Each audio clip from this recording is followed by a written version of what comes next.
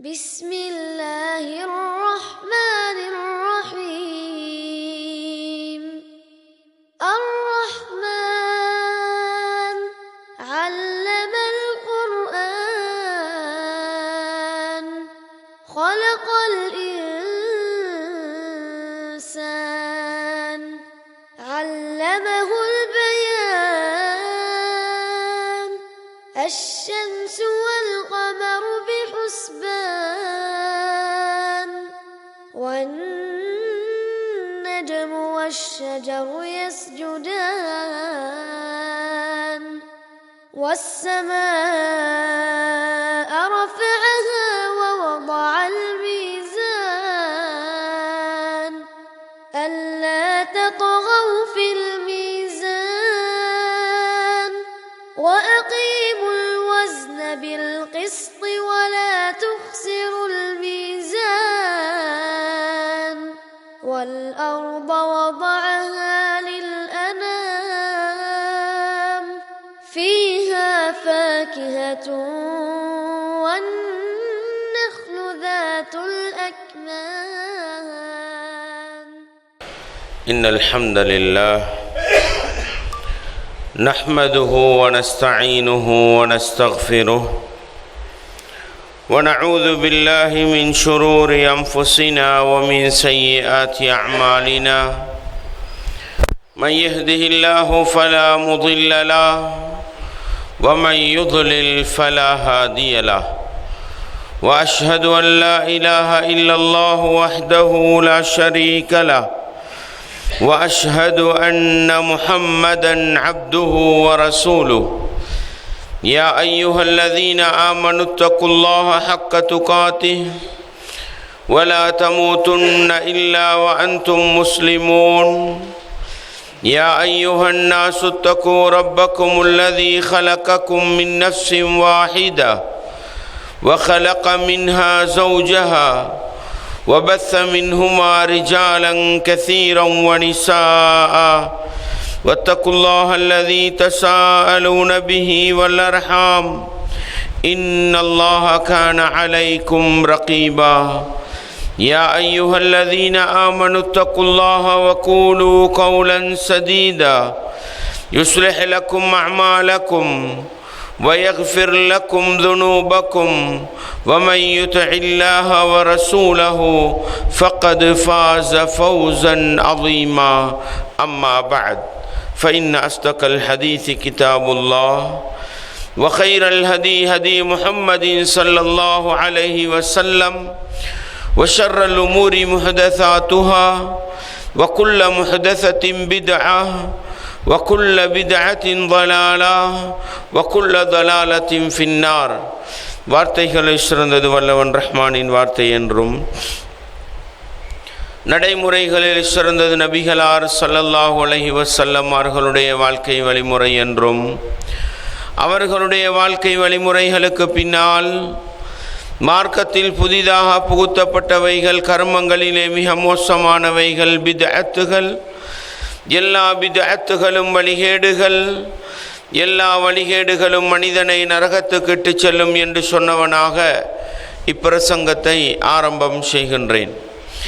அன்பார்ந்த இஸ்லாமிய சகோதரர்களே, அல்லாஹுவின் நல்லடியார்களே, இந்த உலகத்தில் மனிதர்களாக படைக்கப்பட்டிருக்கின்ற ஒவ்வொருவரும் ஒரே மனிதன் ஆதம் அலைஹிஸ்ஸலாம் அவர்களுடைய அடிப்படையிலிருந்தும் அந்த ஆதம் அலைஹிஸ்ஸலாம் அவர்களிலிருந்து பிரித்தெடுக்கப்பட்ட ஹவ்வா அலைஹிஸ்ஸலாம் என்ற அந்த பெண்ணிலிருந்தும் தான் ஒட்டுமொத்த மனித சமூகமும் படைக்கப்பட்டிருக்கின்றார்கள் என்றால் ஆதம் அலைஹிஸ்ஸலாம் அவர்களை அல்லாஹ் அவனுடைய கரத்தினால் நேரடியாக மண்ணை கொண்டு படைத்தான் என்ற அடிப்படையில் ஒட்டுமொத்த மனித சமூகத்தின் அடிப்படையும் மண் என்ற அடிப்படையிலிருந்து வருகின்றது. ஆதம் அலைஹிஸ்ஸலாம் அவர்களுடைய விலா பகுதியிலிருந்துதான் அவர்களுக்கான ஜோடி ஹவ்வா அலைஹிஸ்ஸலாம் அவர்களை அல்லாஹ் பிரித்தெடுத்தான் என்ற அடிப்படையில் ஒட்டுமொத்த மனித சமூகத்தின் தாய் என்ற இடத்தை அடைந்தது ஆதம் அலைஹிஸ்ஸலாம் அவர்களுடைய உடம்பிலிருந்து பிரிந்து வந்த அந்த பெண்மணி ஹவ்வா அலைஹிஸ்ஸலாம் என்றால் ஒரே ஆத்மாவிலிருந்து படைக்கப்பட்ட மனித சமூகம் இந்த உலகத்தில் வாழும் பொழுது அனைவரும் மனிதர்கள் என்ற உணர்வோடு வாழ வேண்டும் என்ற அடிப்படையை எனக்கும் உங்களுக்கும் சொல்லித் தருகின்றது. அல்லாஹ் அல் குர்ஆனிலே என்ன சொல்கிறான்? யா அய்யுஹன் நாஸ், மனித சமூகமே, இத்தகு ரப்பக்கும் அல்லதி ஹலக்கக்கும் மின் நஃப்ஸின் வாஹிதா, உங்களை ஒரே ஆத்மாவிலிருந்து படைத்த உங்களுடைய ரப்பை நீங்கள் பயந்து கொள்ளுங்கள். அவ்வளவுதான். அன்பார்ந்தவர்களே, இந்த உலகத்தில் பிறந்து வாழுகின்ற எவ்வளவு பெரிய மனிதனாக இருக்கட்டும், பட்டம் பதவியால் அவன் வித்தியாசப்படட்டும், ஆட்சி அதிகாரங்களால் அவன் வித்தியாசப்படட்டும், பொருளாதாரத்தால் அவன் உயர்வு தாழ்வு அடையட்டும், எந்த இடத்துக்கு சென்றாலும் மனிதன் வந்தது ஒரே மனிதன் ஆதம் அலைஹிஸ்ஸலாம் என்ற அந்த அடிப்படையில் இருந்துதான். இந்த இடத்தை புரிந்து கொண்ட ஒரு மனிதன் ஒரு நாளும் நான் அடுத்தவனை விட பெரியவன், நான் அடுத்தவனை விட உயர்ந்தவன், நான் அடுத்தவனை விட சிறந்தவன் என்று வாழ முடியாது. ஏன்? மனிதன் பிறப்பின் அடிப்படையில் ஒரே ஆத்மாவிலிருந்து படைக்கப்பட்டவன். வஹலக மின்ஹா ஸௌஜஹா, அந்த ஒரே ஆத்மாவிலிருந்து அதற்கான ஜோடியை அல்லாஹ் படைக்கிறான். இங்கே என்ன வித்தியாசம் வரலாம்? என்னுடைய தந்தையும் ஆதம், உங்களுடைய தந்தையும் ஆதம். என்னுடைய தாய் ஹவ்வா, உங்களுடைய தாயும் ஹவ்வா. மனிதன் போட்டி அடிப்பதற்கும் பொறாமைப்படுவதற்கும் பெருமை அடிப்பதற்கும் என்னதான் பிறப்பின் அடிப்படையில் ஏற்றத்தாழ்வு இருக்கிறது? வபஸ்ஸ மின்ஹுமா ரிஜாலன் கஸீரன் வ நிஸாஅ, அந்த ஆதம் அந்த ஹவ்வா, அந்த இரண்டு பேரிலிருந்தும் தான் ஒட்டுமொத்த மனித சமூகத்தையும் அல்லாஹ் பரவச் செய்தான். அந்த இரண்டையும் தாண்டி இந்த உலகத்துக்கு ஒரு மனிதன் வந்ததாக இருந்தால் அது ஈசா அலைஹிஸ்ஸலாம் அவர்கள் மட்டும்தான். அவர்கள் அற்புதம், அவர்கள் அற்புதம். ஆண் துணை இல்லாமல் இந்த உலகத்துக்கு அல்லாஹ் கொண்டு வந்த ஒரே படைப்பு ஈசா அலைஹிஸ்ஸலாம் அவர்கள் மட்டும்தான். அதை தவிரவிருக்கின்ற ஒட்டுமொத்த மனித சமூகமும் பிறப்பின் அடிப்படையில் ஒரே அடிப்படையில் வந்தவர்கள் என்பதை நானும் நீங்களும் மறந்துவிடக்கூடாது. உலகத்திலே மனிதன் போட்டி போடுகிறான், உலகத்தில் மனிதன் பெருமை அடிக்கின்றான். நான் உயர்ந்தவன், நீ தாழ்ந்தவன், நான் படித்தவன், நீ பாமரன், நான் பேசுகிறவன், நீ கேட்டுக்கொண்டிருப்பவன். என்னவாலும் பெருமை இருக்கிறதா இங்கே?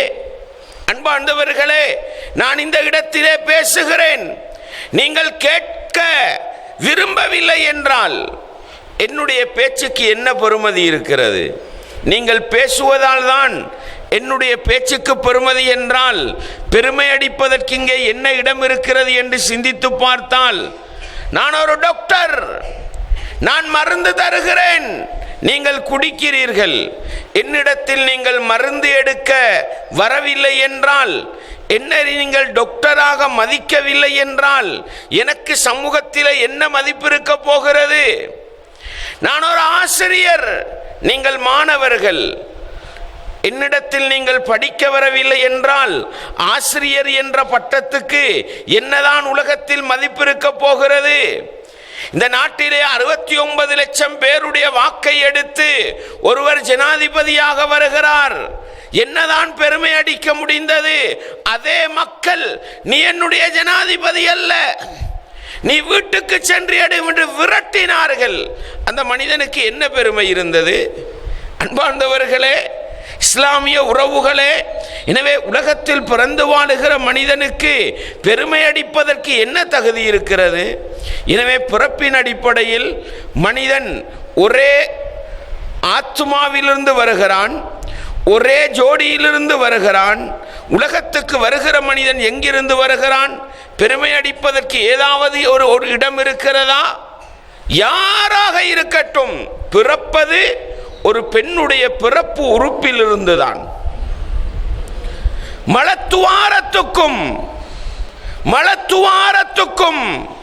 சிறுநீர் துவாரத்துக்கும் இடையில் இருந்து மனிதன் வெளிப்படுகிறான். என்ன பெருமை இருக்கிறது? வல்லாஹு அக்ரஜக்கும் மின் புத்தூனி உம்மஹாத்திக்கும் லா தஅலமூன ஷைஆ. அல்லாஹ் சொல்கிறான், உங்களுடைய தாயுடைய வயிற்றிலிருந்து நீங்கள் எதையுமே அறியாதவர்களாக அல்லாஹ் வெளியேற்றினான். அவ்வளவுதான், அல்லாஹ் வெளியேற்றினான். அன்பார்ந்தவர்களே, இஸ்லாமிய உறவுகளே, பிறப்பின் அடிப்படையில் ஒற்றுமை, பிறந்த இடத்தில் ஒற்றுமை, பெருமை அடிப்பதற்கு என்ன இருக்கிறது? இதை மாத்திரம் மனிதன் சிந்தித்து கொண்டால், மனிதன் பெருமை, ஒருவனை விட நான் பெரியவன் என்று பெருமை அடிப்பதற்கு எந்த அர்ஹதை மற்றவன் மனிதன் வருகிறான் உலகத்துக்கு. லா தஅலமூன ஷைஆ, நீங்கள் எதையுமே அறியாதவர்களாக உலகத்துக்கு வந்தீர்கள். பிறக்கும் பொழுது ஏதாவது ஒரு அறிவிருந்தா கூட உன்னையை விட நான் கொஞ்சம் அறிவோடு வந்தேன் என்று பெருமைப்படலாம். அன்பாண்டவர்களே, உலகத்திலே எங்களுடைய ஊரிலே ஆடு இருக்கிறது, மாடு இருக்கிறது, கோழி இருக்கிறது, கொக்கு இருக்கிறது. அதை பற்றி கொஞ்சம் சிந்தித்து பாருங்கள். கோழி, ஒரு கோழிக்கு கீழால் ஒரு 10 முட்டையை அடக்கி வைக்கிறோம்.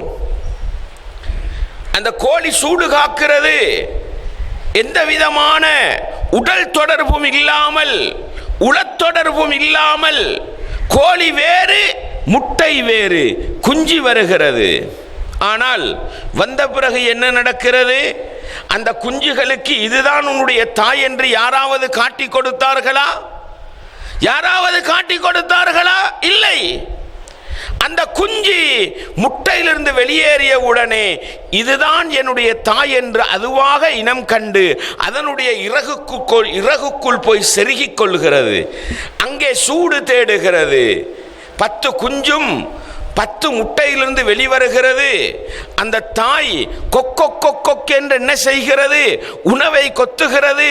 இதுதான் என்னுடைய தாய் என்று இனம் கண்டுகொண்டு, இங்கேதான் எனக்குரிய உணவு இருக்கிறது என்று இனம் கண்டுகொண்டு அந்த கோழி குஞ்சுகளாக அடையாளப்படுத்திக் கொள்கிறது. ஆனால் மனிதன் இந்த அளவுக்கும் தகுதியற்றவனாகத்தான் இருக்கிறான்.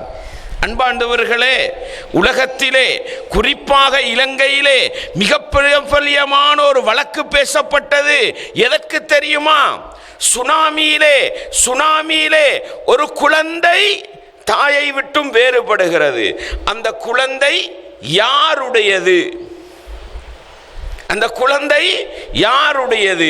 இரத்தத்தை பரிசோதனை செய்து என்னென்னமோ பரிசோதனை செய்துதான் இன்னாருடைய பிள்ளை என்று காண முடிந்தது. அந்த அளவுக்கு ஒரு குழந்தைக்கு இதுதான் என்னுடைய தாய் என்று அடையாளப்படுத்துகின்ற அறிவு கூட கிடையாது. தெரியுமா? நாங்கள் வைத்தியசாலையிலே எங்களுடைய தாய் எங்களை பெற்றெடுத்து விட்டால் முதலாவது என்ன செய்வார்கள் தெரியுமா? வைத்தியசாலையில் கொண்டு போய் சேர்த்து விட்டால் தாயுடைய கையிலே ஒரு நம்பரை அடிப்பார்கள், ஒரு இலக்கத்துண்டை அடிப்பார்கள். குழந்தையை பெற்றெடுத்த உடனே அதே இலக்கத்தை அந்த குழந்தையின் கையிலும் கட்டிவிடுவார்கள். இந்த கயிறு துண்டு மாத்திரம் அவிழ்ந்து போனது என்றால் இந்த குழந்தை யாருடைய பிள்ளை என்று அடையாளப்படுத்த முடியாது. அந்த அளவுக்கு மனிதனால ஏண்ட தாய் யாருண்டு 10 பேருக்கு இடையில் அடையாளப்படுத்த முடியாத அறிவீனனாகத்தான் மனிதன் உலகத்துக்கு வருகிறான். வந்த மனிதன் எப்படி உணவை கண்டுகொள்கிறான் தெரியுமா? எங்களை பெற்றெடுத்து கையில எடுத்த அந்த தாதிமார் கொண்டு போய் தாயிட கையில கொடுப்பாங்க. அந்த தாய் என்ன செய்வார் தெரியுமா? நானும் தான் நீங்களும் தான். எந்த பெரிய ஆட்சியாளனாக இருக்கட்டும், அவனுடைய பலவீனம் என்ன தெரியுமா? அந்த தாய் அந்த பிள்ளையின் தலையை பிடித்து மார்பகத்திலே வாயை வைத்து அதுவும் உறிஞ்சி குடிக்க முடியாது, அதுவும் எனக்கும் உங்களுக்கும் உறிஞ்சி குடிக்க முடியாது. தாய் முதலாவது என்ன தெரியுமா செய்வாள்? அவளுடைய மார்பகத்தில் பெருவிரலை வைத்து அவளுடைய மார்பகத்தை நசுக்க நசுக்க பால் சொட்டுக்கள் வெளியேறும் பொழுதுதான் அந்த பிள்ளை விளங்கிக் கொள்ளும், இப்படித்தான் நான் உணவை எடுக்க வேண்டும் என்பது. இந்த அளவுக்கு பலவீனப்பட்டவனாகத்தான் மனிதன் உலகத்துக்கு வருகிறான். இப்படி பலவீனமாக பிறந்த நானும் நீங்களும் பெருமை அடிப்பதற்கு எதைத்தான் சொந்தமாக்கி கொண்டோம் என்று நிதானமாக சிந்தித்தால் இந்த உலகத்தில் உன்னை விட நான் அறிவாளி, உன்னை விட நான் பெரியவன், உன்னை விட சிறந்தவன் என்று பெருமை அடிப்பதற்கு எங்களுக்குள் எதுவுமே கிடையாது சகோதரர்களே. பிறந்து விட்டோம், வளர்ந்து விட்டோம், ஆளாகி விட்டோம். அப்படித்தானே அன்பாண்டவர்களே, இஸ்லாமிய உறவுகளே, என்னுடைய உடம்புக்குள் இருப்பது என்ன, உங்களுடைய உடம்புக்குள் இருப்பது என்ன? எங்களுடைய பிறப்பின் ஆரம்பம் எங்கே? பெருமை அடிக்கிறோம், அடுத்தவனை அவமதிக்கிறோம், அடுத்தவனை கேவலப்படுத்துகிறோம். எந்த தகுதியாவது இருக்கிறதா? நானும் நீங்களும் வந்தது எங்கிருந்து தெரியுமா?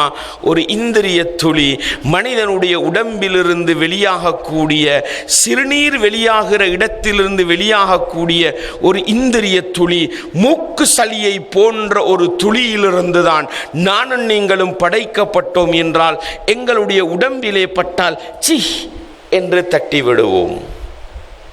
அல்லாஹ் அல் குர்ஆனிலே சொல்கிற பொழுது மிம்மா இம்மஹீன் என்று சொல்கிறான். மனிதன் கணக்கெடுக்காத ஒரு கேவலமான இடத்தில் இருக்கின்ற ஒரு திரவத்திலிருந்து தான் நானும் நீங்களும் படைக்கப்பட்டோம் என்றால் அந்த இந்திரியத்திலிருந்து படைக்கப்பட்ட நானும் நீங்களும் பெருமை அடிப்பதற்கு எதை தாங்கி இருக்கிறோம்? பிறந்து வாழ்ந்து விட்டோம், நினைக்கிறோமா என்ற உடுப்பு இவ்வளவு பெருமதி, உங்களோட உடுப்பு இவ்வளவு பெருமதி, நான் கட்டி இருக்கிற வச்சிட பெருமதி, இதெல்லாம் நானும் நீங்களும் எங்களுடைய அசிங்கங்களை மறைப்பதற்கு வைத்துக் கொண்டிருப்பது. மனிதனுடைய உடம்புக்குள் சுமந்திருப்பது என்ன? மலத்தையும் சிறுநீரையும் இரத்தத்தையும் வியர்வையையும் தவிர வேறு எதைத்தான் நானும் நீங்களும் சுமந்திருக்கிறோம்? கை வெற்றிப்படுகிறது, இரத்தம் ஓடுகிறது, அந்த இரத்தத்தை எடுத்து உடம்பிலே பூசிக்கொள்வோமா?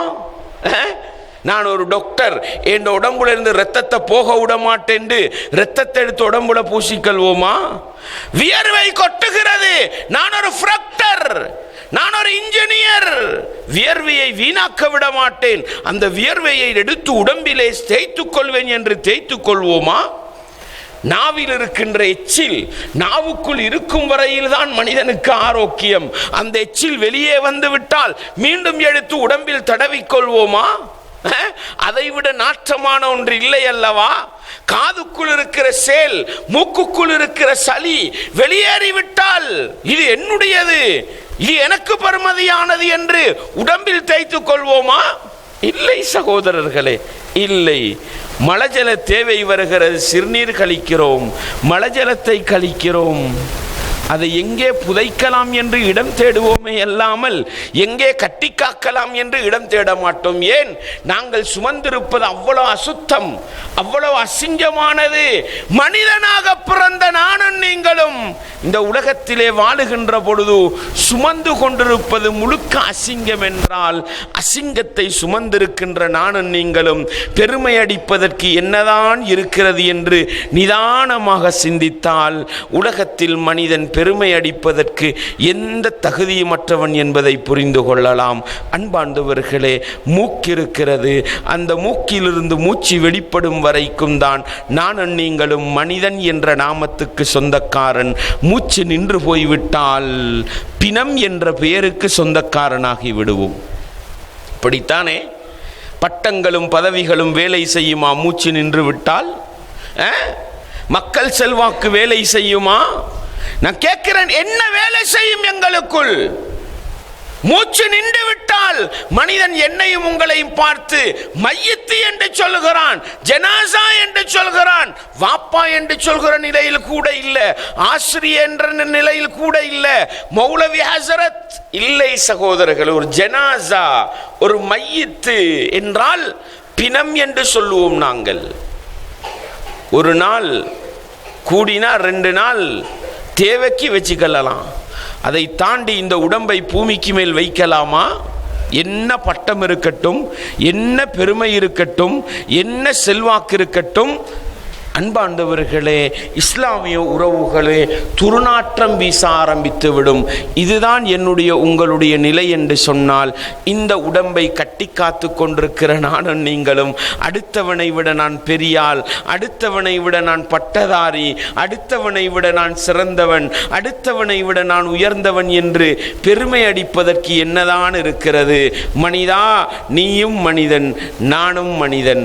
வாழுகிற காலத்தில் இந்த உலகம் ஒரு செட்டில்மெண்ட்ல ஒரு போக்கில் போக வேண்டும் என்பதற்காக அல்லாஹ் என்னை பேச வைத்திருக்கிறான், உங்களை கேட்க வைத்திருக்கிறான். என்னை இன்ஜினியராக வைத்திருக்கிறான், உங்களை வேலை வாங்கக்கூடிய நிலையிலே வைத்திருக்கிறான். என்னை டாக்டராக வைத்திருக்கிறான், உங்களை நோயாளியாக வைத்திருக்கிறான்.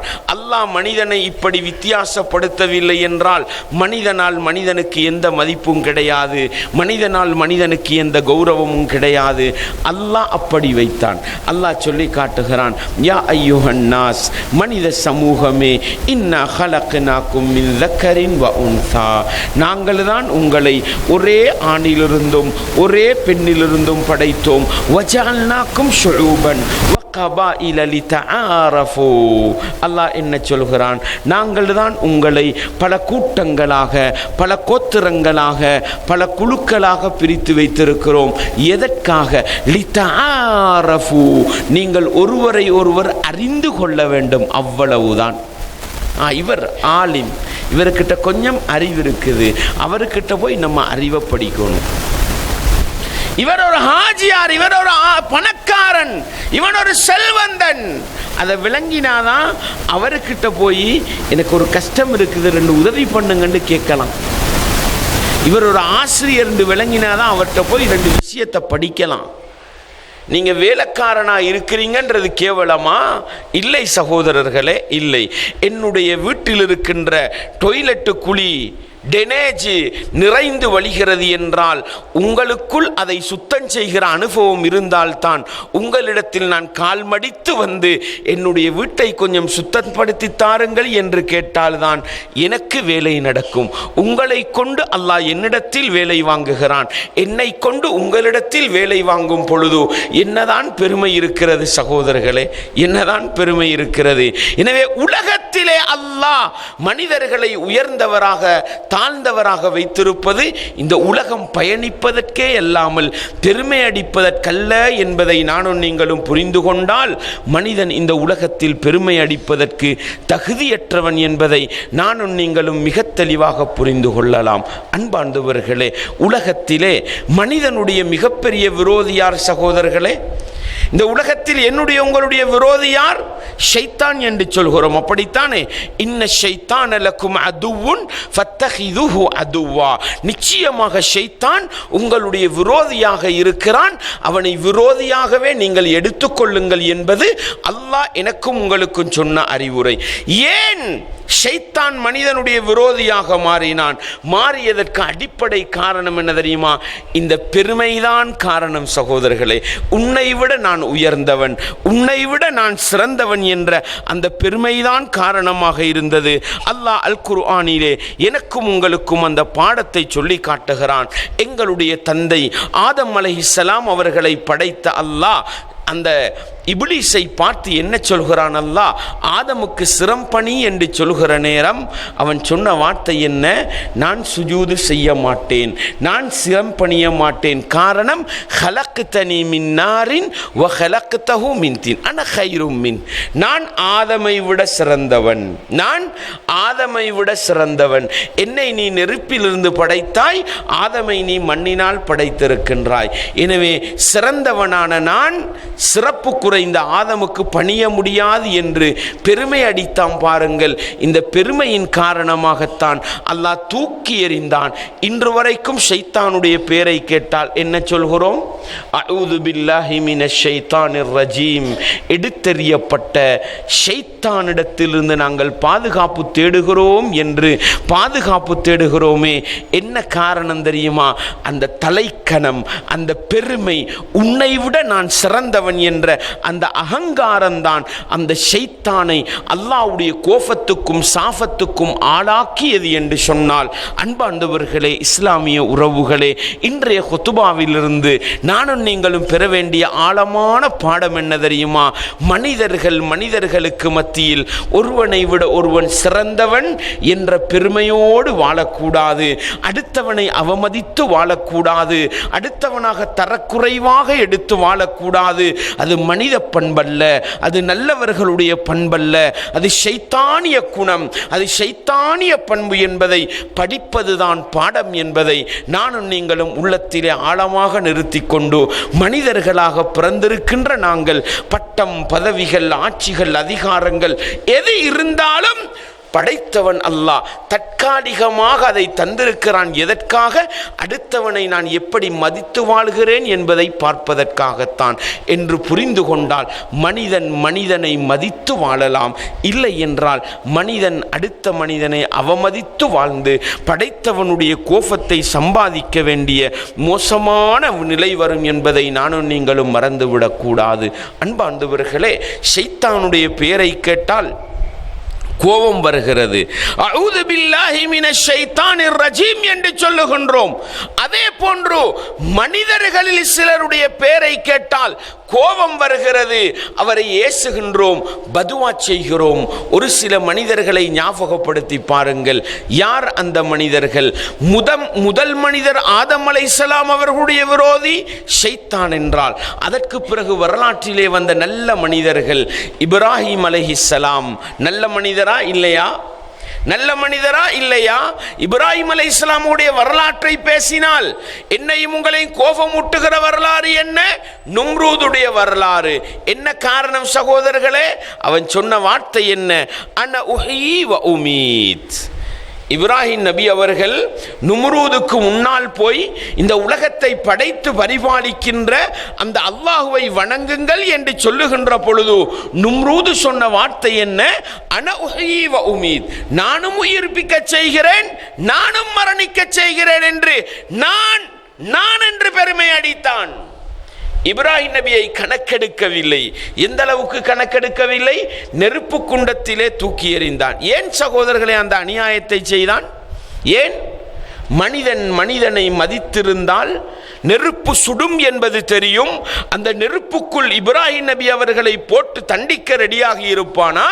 நான் ஆட்சியாளன், நான் பெரியவன், நான் சொல்வதைத்தான் நீ கேட்க வேண்டும், என்னுடைய காலிலே விழுந்து வணங்க வேண்டும், உன்னுடைய நெற்றியை எனக்கு முன்னால் பணிக்க வேண்டும் என்ற தலைக்கணம், அந்த பெருமை, அந்த அகங்காரம், அதுதானே இப்ராஹிம் நபி அவர்களை நெருப்பு குண்டத்தில் தூக்கி வீச செய்தது. பெருமை இருந்தால் அடுத்தவனை மதிக்க மாட்டோம் சகோதரர்களே. பெருமை இருந்தால் அடுத்த மனிதனை கணக்கெடுக்க மாட்டோம் சகோதரர்களே. அதனாலதான் இப்ராஹிம் நபி அவர்களை கேவலப்படுத்திய அந்த நும்ரூதுடைய வரலாறை கேட்டால் அவன் பெருமை பிடித்தவன், தலைக்கணம் பிடித்தவன், அவன் அழிந்து போனான், அவன் நாசமாகி போனான் என்று அவனுடைய வரலாறை பேசுகிறோம் என்றால் காரணம் என்ன தெரியுமா? பெருமைதான் காரணமாக இருந்தது. மூசா நபி அவருடைய வரலாறை பேசினால் யாரை நினைவூட்டுகிறோம் சகோதரர்களே? ஃபிரௌனை நினைவூட்டுகிறோம். ஃபிரௌன் இந்த உலகத்துக்கு செய்த அநியாயம் என்ன சகோதரர்களே? மூசா நபி அவர்கள் அல்லாஹுவினால் அனுப்பப்பட்ட நபியாக இருந்தாலும், ஹாரூன் நபி அவர்கள் அல்லாஹுவினால் அனுப்பப்பட்ட நபியாக இருந்தாலும், ஃபிரௌன் என்ன செய்தான்? ஆட்சியிலே இருந்து கொண்டு, அதிகாரத்திலே இருந்து கொண்டு, அன ரப்புக்குமுல் அலா, நான் தான் உங்களுக்குரிய மிகப்பெரிய இரட்சகன் என்று பெருமை அடித்தான். பெருமை அடிப்பதற்கு என்ன இருந்தது? பெருமை அடிப்பதற்கு அல்லாஹ் கொடுத்த பொருளாதாரம், அல்லாஹ் கொடுத்த மக்கள் செல்வாக்கு, அல்லாஹ் கொடுத்த ஆட்சி அதிகாரத்தை தாண்டி அவனுக்கு என்னதான் சக்தி இருந்தது? என்னதான் பலம் இருந்தது? ஒன்றுமே இருக்கவில்லை. ஆனாலும் உங்களுக்குரிய இரட்சகன் நான் தான் என்று பெருமை அடித்தான். அல்லாஹ் என்ன செய்தான்? தண்ணீருக்குள் மூழ்கடித்து அவனை கேவலப்படுத்தினானா இல்லையா? அன்பாண்டவர்களே, அந்த தலைக்கணம் வந்தது.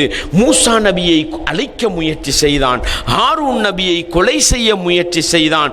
மூசா நபி ஹாரூன் நபியுடைய சமூகத்தை அடக்கி ஆழ்ந்தான், சிறுவர்களை எல்லாம் கொலை செய்தான், பெண்களை எல்லாம் கற்பழித்தான்.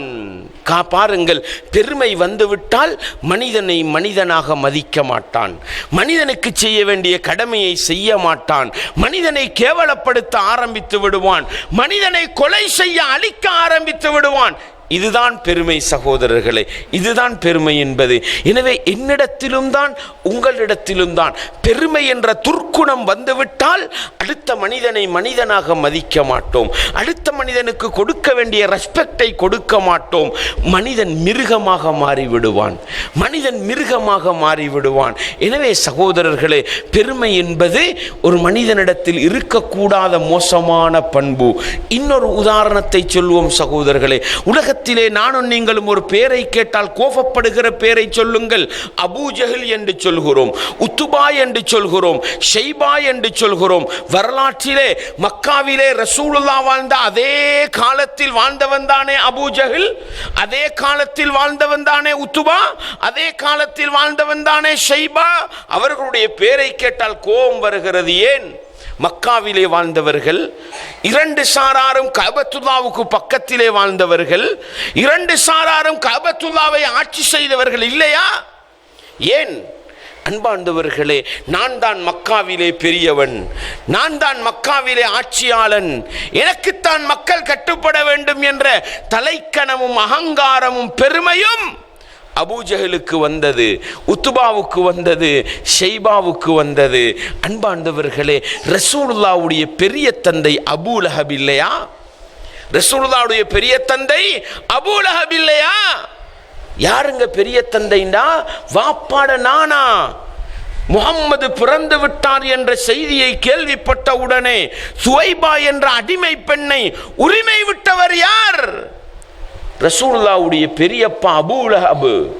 ஆனாலும் முஹம்மது நபி அவர்கள் தன்னுடைய 40வது வயதிலே சஃபா மலைக்கு மேல் இருந்து கொண்டு நான் அல்லாஹ்வுடைய தூதராக வந்திருக்கிறேன் என்று சொன்ன பொழுது மண்ணை வாரி வீசி முஹம்மத் அலிஹாதா ஜமஅதனா, முஹம்மதே உமக்கு நாசம் உண்டாகட்டும், இதற்கா எங்களை ஒன்று கூட்டினா என்று தன்னுடைய சகோதரனின் மகனை பதுவா செய்கின்ற அளவுக்கு அந்த அபூ லஹபை மாற்றியது எது? நான் வயதிலே மூத்தவன், நான் மக்காவிலே செல்வாக்கோடு இருக்கும் பொழுது, மக்காவிலே எனக்கு மக்கள் எல்லாம் கட்டுப்படும் பொழுது நீ எனக்கு தெரியாத ஒரு புதிய கொள்கையை கொண்டு வருவாயா? எனக்கு தெரியாத ஒரு விதத்தில் மார்க்கத்தை பேசுவாயா? என்னை விட நீ அறிவாளியா? இந்த தலைக்கணம், இந்த பெருமைதானே தன்னுடைய சகோதரனின் மகன் கொண்டு வந்த சத்தியத்தை புறக்கணிக்க வைத்தது, அந்த முஹம்மதை கேவலப்படுத்த வைத்தது. நஊது பில்லாஹ். எந்த அளவுக்கு அபூ லஹபை மாற்றியது, எந்த அளவுக்கு அபூஜஹலை மாற்றியது. மக்கமா நகரிலிருந்து முஹம்மது நபி அவர்கள் விரட்டி அடிக்கப்படுகின்ற அளவுக்கு மிருகத்தனமாக நடந்து கொண்டார்களே. என்ன காரணம்? இந்த பெருமை, இந்த தலைக்கணம், இந்த அகங்காரம். எனவே அன்பார்ந்தவர்களே, இஸ்லாமிய உறவுகளே, வரலாற்று நெடுகிலும் பெருமை வந்துவிட்டால், தலைக்கணம் வந்துவிட்டால் மனிதனை மனிதனாக மதிக்க மாட்டார்கள். இன்றைக்கு உலகம் அறிவியல் உச்சகட்டத்தை கண்டுவிட்டது என்று சொல்கிறோம் இல்லையா? செவ்வாய் கிரகத்திலே வீடு கட்டலாமா என்று மனிதன் ஆய்வு செய்து கொண்டிருக்கிறான். ஆகாயத்திலே மாளிகை கட்டலாமா என்று ஆய்வு செய்து கொண்டிருக்கிறான். கொடி கட்டி பறக்கின்ற மனிதன் எங்கே போய் நிற்கிறான்? பலஸ்தீன மக்கள் சாப்பிடுவதற்கு சாப்பாடு இல்லை, குடிப்பதற்கு குடிபானம் இல்லை, மருத்துவதற்கு மருந்தில்லை. அந்த அப்பாவி மக்கள் ஒரு நெருப்பு பத்த வைக்கிறதுக்கு நெருப்பட்டி இல்லை. ஆனால் அவர்கள் மீது குண்டு மழை பொழிந்து அந்த சமூகத்தை அழிக்கிறார்கள் என்றால் என்ன காரணம்? நான் தான் உலகத்தை ஆளுபவன், நான் தான் உலகத்துக்கு போலீஸ்காரன், நான் சொல்வதை கேட்டால் உனக்கு வாழலாம், இல்லை என்றால் மிருகத்தை விட உன்னை கேவலமாக அழிப்பேன் என்கிற அந்த தலைக்கணம், மனிதனை மனிதனாக மதிக்காத பெருமைதானே காரணம். உலகத்திலே எந்த நாட்டிலெல்லாம் அநியாயம் நடக்கிறதோ, உலகத்திலே எந்த நாட்டிலெல்லாம் மனிதர்கள் கொலை செய்யப்படுகிறார்களோ, அந்த இடத்திலே போய் பாருங்கள், ஒரு சமூகம் ஆட்சியிலே இருந்து கொண்டு மனிதனை மனிதனாக மதிக்க தயாரில்லை, மனிதனை மனிதனாக கண்ணியப்படுத்த தயாரில்லை. காரணம், நான் பெரியவன், எனக்கு செல்வாக்கு இருக்கிறது, என்னிடத்தில் பணம் இருக்கிறது என்ற அந்த அகங்காரம், அந்த பெருமைதானே. எனவே அன்பார்ந்தவர்களே, பெருமை வந்துவிட்டால், தலைக்கணம் வந்துவிட்டால் உலகத்தில் மனித சமூகத்துக்கு நிம்மதி இல்லாமல் போகும் என்பதனால தான் இஸ்லாம் சொல்கிறது, மனிதா நீ பெருமைப்படாதே, நீ அடுத்தவனை விட பெரியவன் என்று கொள்ளாதே, நீ பணிவோடு வாழு, தாழ்வோடு வாழு என்கிற அந்த நல்ல பண்பை இஸ்லாம் எனக்கும் உங்களுக்கும் சொல்லித் தருகிறது என்பதை புரிந்து கொண்டு மனிதன் மனிதனோடு வாழுகிற நேரம் நானும் மனிதன், அவனும் மனிதன், படைத்தவன் ரப்பு இந்த உலகத்தை நடாத்துவதற்காக பட்டங்கள், பதவி, பொருளாதாரம், ஆட்சி அதிகாரம், செல்வாக்கு என்று எங்களை வாழ வைத்துக் கொண்டிருக்கிறான். அடுத்த மனிதனை கேவலப்படுத்த கூடாது, அடுத்த மனிதனை மதித்து வாழ வேண்டும் என்ற உணர்வோடு வாழ்ந்தால் உலகத்தில் நல்லவர்களாக வாழலாம், மறுமையிலே வெற்றி பெறலாம் என்கிற பாடத்தை நானும் நீங்களும் படித்துக் கொள்வோம். அப்படிப்பட்ட நல்ல பாடத்தை பெற்றுக்கொண்ட மனிதர்களாக அல்லாஹ் என்னையும் உங்களையும் ஆக்கிவிட வேண்டும். வஆகிரு தஅவானா அனில் ஹம்துலில்லாஹி ரப்பில் ஆலமீன் வஸ்ஸலாத்து வஸ்ஸலாமு அலா ரசூலில்லாஹ் வ அலா ஆலி ஹிஸ்பில்லாஹ். அம்மா பஅத். அன்பார்ந்த இஸ்லாமிய சகோதரர்களே, அல்லாஹுவின் நல்லடியார்களே, அடுத்த மனிதர்களை கேவலப்படுத்துகின்ற, அடுத்த மனிதர்களை அசிங்கப்படுத்துகின்ற, அடுத்த மனிதர்களை தரக்குறைவாக பார்க்க வைக்கின்ற, அடுத்த மனிதர்களை இரண்டாம் கட்டத்தில் நோக்க வைக்கின்ற இந்த பெருமை என்பது நாங்கள் தலைக்கணம் என்று சொல்லலாம், நாங்கள் தலை வீக்கம் என்று சொல்லலாம். இதற்கு இஸ்லாம் சொன்ன வரை விளக்கணம் என்ன? ரசூலுல்லாஹ் ஸல்லல்லாஹு அலைஹி வஸல்லம் அவர்கள் சொன்னார்கள், யாருடைய உள்ளத்திலே அணுவளவு பெருமை இருக்குமோ அவன் சுவர்க்கம் நுழைய மாட்டான் என்றார்கள். ஏன்? பெருமை பிடித்தவன் ஷைத்தான், அவன் நரகம் நுழைவான். மனிதர்களில் யாரெல்லாம் பெருமை பிடிப்பார்களோ அவர்களும் அதே நரகத்துக்குள் தான் நுழைவார்கள். அல்லாஹ்வுடைய தூதர் சொன்னார்கள், யாருடைய உள்ளத்தில் அணுவளவு பெருமை இருக்கிறதோ அவன் சுவர்க்கம் நுழைய மாட்டான். உடனே நபித்தோழர்கள் கேட்டார்கள், அல்லாஹுவின் தூதரே, ஒரு மனிதன் தன்னுடைய ஆடை அழகாக இருக்க வேண்டும், தன்னுடைய பாதணி, செருப்பு, ஷூ, சப்பாத் அழகாக இருக்க வேண்டும் என்று விரும்புகிறானே, இது பெருமையா என்று கேட்ட நேரம் அல்லாஹ்வுடைய தூதர் சொன்னார்கள், இன்னல்லாஹ ஜமீலுன் யுஹிப்புல் ஜமால். அல்லாஹ் அழகானவன், அவன் அழகையே விரும்புகிறான். அழகாக உடுப்பது பெருமை அல்ல, அழகாக அணிவது பெருமை அல்ல. உங்கள்கிட்ட வசதி இருக்குது, பெட்ரோவை வாங்கி பயணிக்கிறீங்க, புரோடாவை வாங்கி போறீங்க, வெசலை வாங்கி பறக்கிறீங்க, விமானத்தை வாங்கி பறக்கிறீங்க, பெருமை கிடையாது. நீங்கள் மாடுகைகளை கட்டி இந்த உலகத்திலே வாழுகிறீர்கள், பெருமையின் அடையாளம் அல்ல. நீங்கள் பெருமதியான ஆடைகளை அணிவது பெருமை அல்ல. அல்லாஹ் உங்களுக்கு வசதி வாய்ப்பை தந்திருந்தால் இந்த உலகத்தை பயன்படுத்தலாம். உங்களுடைய செருப்பின் பெருமதி 20,000, நீங்கள் கட்டி இருக்கின்ற கடிகாரத்தின் பெருமதி 1,00,000 பெருமை அல்ல. அல்லாஹ்வுடைய தூதர் சொன்னாங்க, பெருமை என்று சொன்னா அல் கிப்ரு பத்ருல் ஹக்கி வகம்துன் நாஸ் என்றார்கள். பெருமை 2 வகை. பெருமை என்று சொன்னால் சத்தியத்தை ஏற்க மறுப்பதும் அடுத்த மனிதர்களை கேவலமாக கருதுவதும் என்று சொன்னார்கள். அன்பாண்டவர்களே, நீங்கள் ஒரு சிம்மாசனத்தில் அமர்ந்திருக்கிறீர்கள், நீங்கள் அணிந்திருக்கின்ற ஆடை 1 கோடி ரூபாய் பெறும், இது பெருமையின் அடையாளம் அல்ல. உங்களுக்கு முன்னால் பிச்சைக்கார ஆடை அணிந்து ஆடையிலே ஓட்டை விழுந்த நிலையில் ஒருவன் வருகிறான், தாடியெல்லாம் பரட்டையாகி முடிகளெல்லாம் பறந்து போயிருக்கிற நிலையில் ஒருவன் வந்து உங்களை பார்த்து இதுதான் சத்தியம், இதுதான் மார்க்கம் என்று குர்ஆன் வசனத்தை எடுத்துச் சொல்கிற நேரம், ஹதீஸை எடுத்துச் சொல்கிற நேரம், நான் ஆட்சியாளன், எனக்கு முன்னால் நீ மார்க்கம் பேசுவியா என்று கேட்டால் இதுதான் பெருமை என்று சொன்னார்கள். இதுதான் பெருமை என்று சொன்னார்கள். நீங்கள் ஊரிலே பெரிய ஹாஜியார், நீங்கள் ஊரிலே பெரிய பணக்காரன், நீங்கள் தான் இந்த நாட்டுடைய, இந்த ஊருடைய கவர்னர், உங்களுக்கு முன்னால் சாதாரணமா 20 வயசு இளைஞன் வந்து, ஹாஜியார், பணக்காரரே, செல்வந்தரே, நீங்கள் செய்வது பிழை என்று சொல்கிற பொழுது, நேற்று முளை பெய்ந்த மலைக்கு முளைத்த காளான் நீ எனக்கு மார்க்கம் சொல்ல வருகிறியா என்று கேட்டால், இதுதான் பெருமை சகோதரர்களே. சத்தியத்தை மறுப்பது, நியாயத்தை மறுப்பது, உண்மையை மறுப்பதுதான் பெருமை சகோதரர்களே. வாப்பா, நான் எனக்கு 60 வயசு, என்ற மகனை கொண்டு போய் மதரசால ஓத போட்டேன், மார்க்க கல்வியை கற்றுக்கொள்ள போட்டேன், அவன் குர்ஆனையும் சுன்னாவையும் நல்ல முறையில் படித்து விட்டு வருகிறான். எனக்கு வயது 60, என்னுடைய மகனுக்கு வயது 25.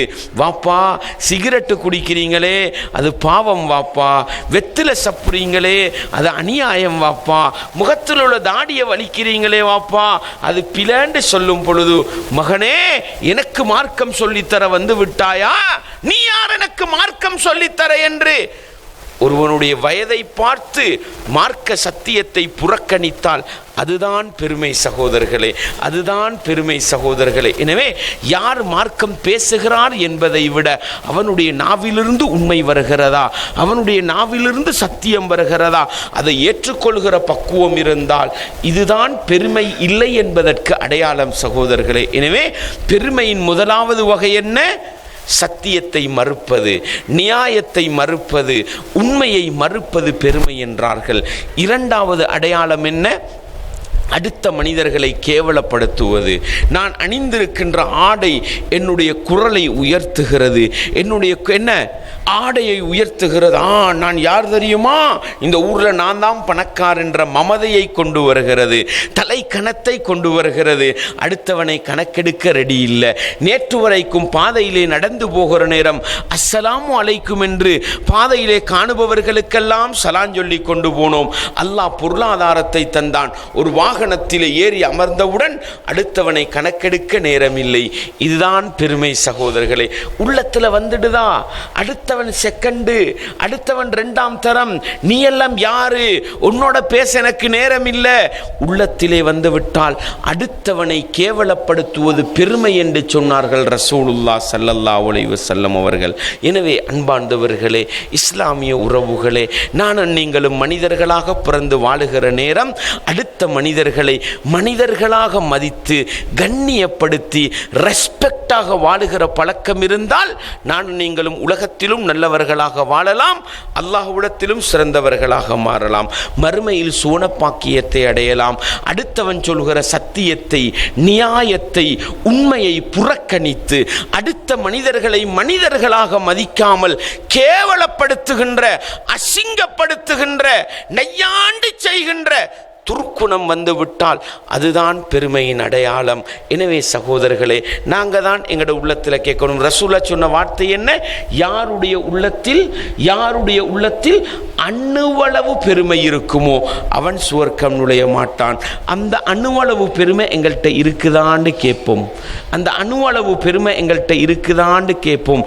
அடுத்தவர்களை கேவலப்படுத்துகிற, அடுத்தவர்களை அசிங்கப்படுத்துகிற, அடுத்தவர்களை விட்டும் முகத்தை திருப்பி கொண்டு செல்லுகின்ற அந்த போக்கு அணுவளவு இருந்தாலும் மௌத்தாவிட்டோம்டா மறுமையில சுவர்க்கம் போக முடியாது என்கிற எச்சரிக்கை உணர்வை உள்ளத்திலே நிறுத்தி கொண்டு அடுத்தவர்களை மனிதர்களாக மதித்து கொண்டு உண்மையான முஃமின்களாக, பெருமை இல்லாத, தாழ்வாக, பணிவாக நடக்கின்ற நல்ல பண்புள்ள மனிதர்களாக வாழ்ந்து மரணிக்க நானும் நீங்களும் முயற்சி செய்வோம். வல்லவன் ரஹ்மான் எனக்கும் உங்களுக்கும் அந்த உயர்ந்த நல்ல குணத்தை தந்தருள வேண்டும். வல்லவன் ரஹ்மான். வ ஆகிரு தஅவானா அனில் ஹம்துலில்லாஹி ரப்பில் ஆலமீன்.